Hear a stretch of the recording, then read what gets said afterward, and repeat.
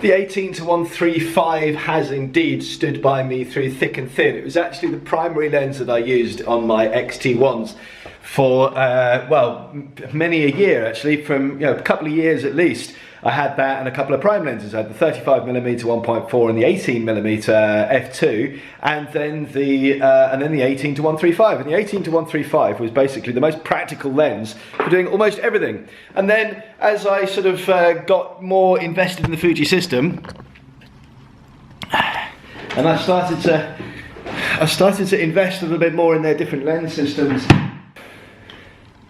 I got the 16-55 f2.8.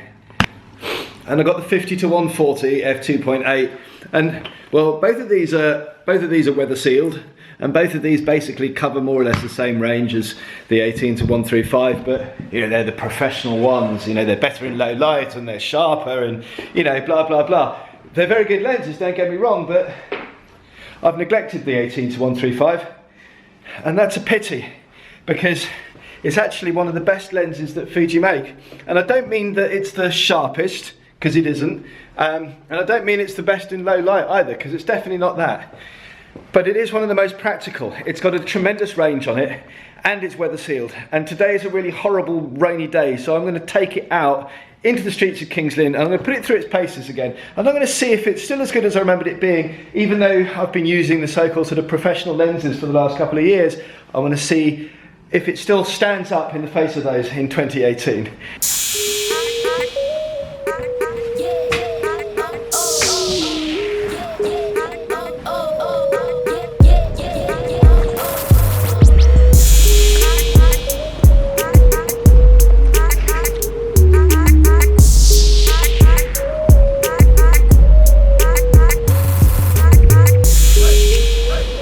The first thing to say as I walk into town to have a little bit of an explore is that it is so nice to be able to have such a versatile zoom range in just one lens, which will fit in just a small bag. I'm using this this top loader here, which is by Case Logic, and it's just the one body and the one camera in there, and it's just a nice convenient setup that you can take around with you. Now, that being said, I could make it even lighter and smaller by taking the battery grip off this XT2, but you know what XT2s are like.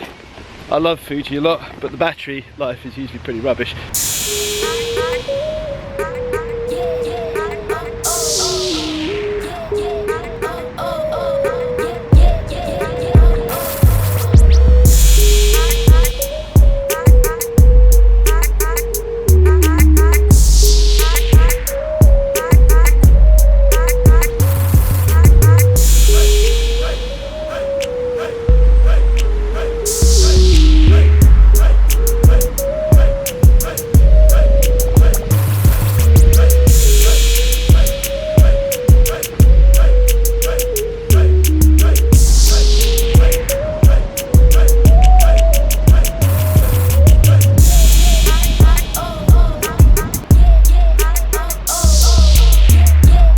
One thing you have to say about the autumn and when it's wet is that you do get beautiful colours.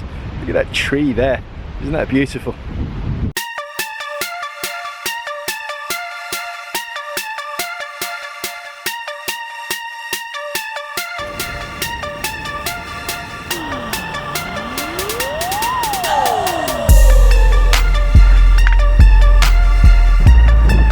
So who's this lens for then? Does it still have a place in 2018 when, you know, we do now have the 16-55 and the 50-140?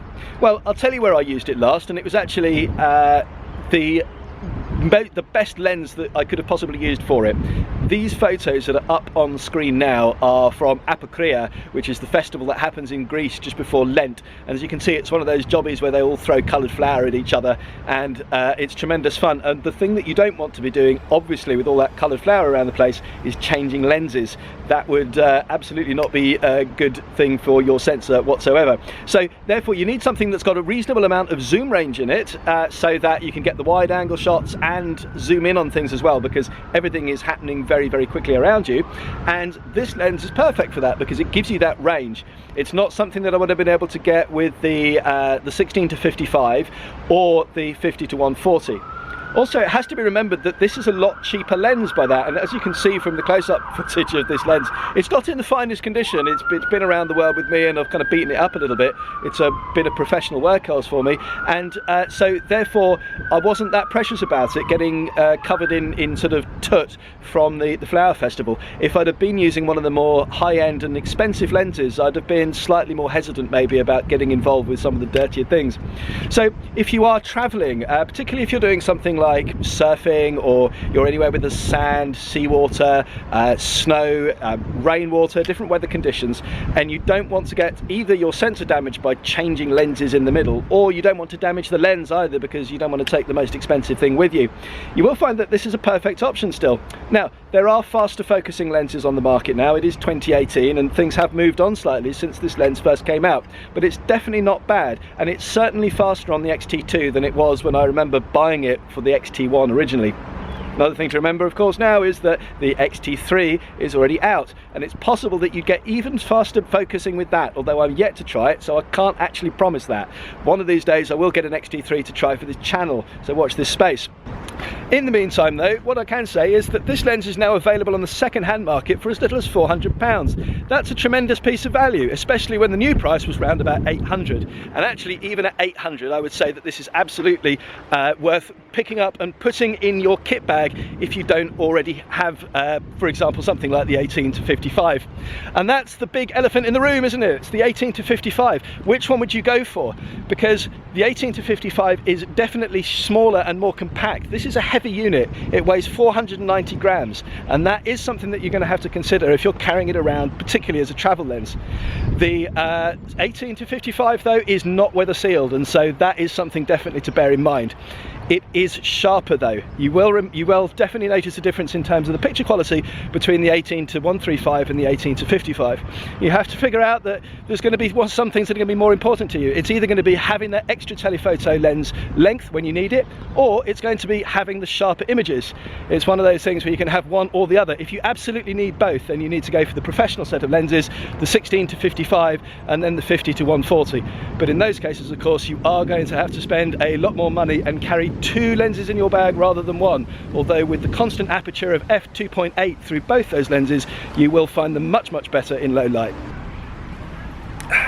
So let me know in the comments below if you would go for the 18 to 55 or you go for the 18 to 135 that we have here.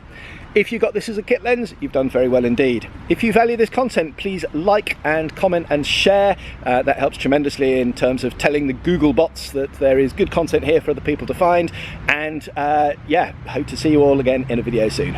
Ciao.